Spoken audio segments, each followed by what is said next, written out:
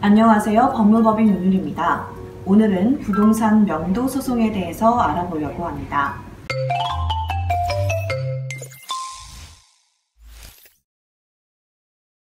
부동산 명도 소송이란 임차인이 점유하고 있는 부동산을 다시 소유자의 점유로 회복시키는 재판 절차를 말하는데요. 명도 소송은 보통 아파트나 빌라, 원룸 등과 같은 주택 또는 상가를 대상으로 소송이 많이 이루어지고 있습니다. 아파트나 빌라, 원룸 같은 경우에는 보통 전세나 월세와 같은 임대차 계약을 체결한 이후 세입자가 집을 비워주지 않아 명도 소송을 고민하게 되는 경우가 있습니다. 최근에는 아파트 전세 가격이 급등하면서 이 전세 가격을 올려주기 힘들거나 다른 전셋집을 구하기 어려운 상황들이 생기면서 집을 비워주지 않는 경우가 발생하고 있는데요. 주택임대차보호법에 따라서 계약갱신 청구권에 대하여 법적 분쟁도 많아지고 있고, 그에 따라 분쟁 상태에 있는 이 주택의 경우 임차인이 계속 이 점유를 유지하고 있는 경우도 많아지고 있습니다. 그렇다면 주택임대차보호법의 보호를 받는 부동산의 경우 명도 소송을 하기 전 가장 먼저 확인해야 할 것은 계약 해지 또는 종료 사유가 발생해야 하는지에 대한 여부인데요. 전세 계약을 체결하였다면 임차인이 계약갱신 청구권을 행사하였는지, 임대인 입장에서는 갱신 거절 통보 또는 실거주를 하겠다는 의사표현을 확실히 하였는지에 대해서 확인해 보아야 합니다. 계약 거절 통보나 실거주 의사 통보는 가능하면 내용 증명으로 발송하시는 것을 추천드립니다. 임대차보호법에서는 의사표시에 관하여 구체적인 방법을 명시하고 있지 않기 때문에 구두나 문자 메시지로 통보하셔도 상관이 없지만, 추후 분쟁이 발생하였을 경우 입증 문제에 관해서 계약 거절 또는 실거주 의사를 언제 명확히 하였는지에 대해서 입증하기 위해서는 내용 증명이 가장 유효적절한 수단이라고 말할 수 있겠습니다.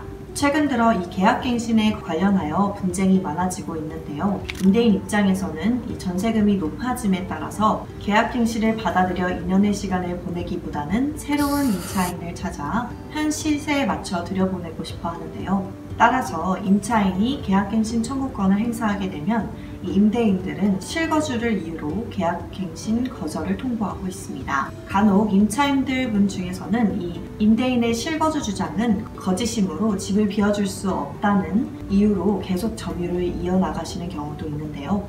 아직까지 구체적인 판례들이 정립된 것은 아니지만 현재 법률 체계상으로 임대인이 실거주를 주장한 이상 임대차 계약은 종료가 되고, 만약 임대인이 거짓말을 한 것이라면 이에 대해 손해배상을 하게 되어 있습니다. 그런데 이 손해배상 금액이 크지 않아 차라리 손해배상을 해주더라도 계약갱신을 거절하는 것이 더 이득이라는 판단을 하는 경우도 있고, 법률의 문헌상 계약갱신을 거절하고 제3자에게 임대한 경우에만 손해배상이 가능하게 되어 있어 매도를 하게 된 경우 법률적으로 손해배상을 받기 어렵다는 이 한계점을 드러내고 있습니다. 한편 전세계약이 아니라 월세계약의 경우 이 임차인이 이기의 차임에 해당하는 금액을 면채한 사실이 있는지 확인하고, 그러한 사실이 있을 경우 차임 면채를 한 이유로 계약 해지를 통보한 사실이 있는지 확인해 볼 필요가 있습니다. 이렇게 명도 소송을 하기 전 몇 가지 사항들을 확인해 보게 되면 언제 소송을 제기할지 고민을 하게 되는데요.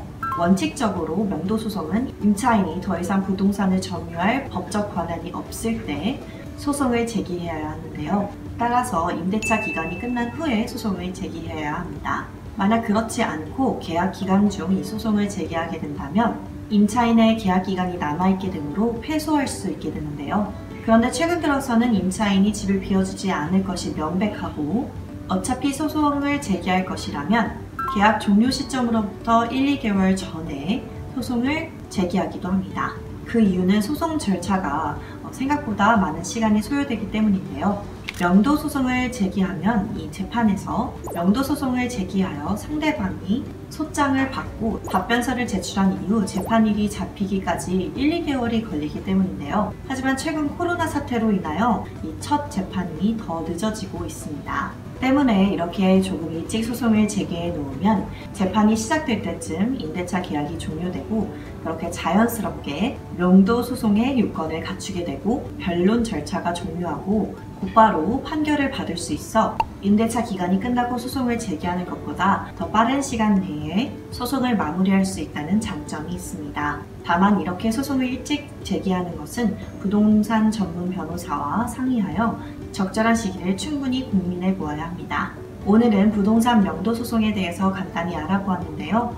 오늘 영상도 유익하셨다면 좋아요와 구독 부탁드리며 다음 이 시간에 더욱 좋은 내용으로 돌아오겠습니다.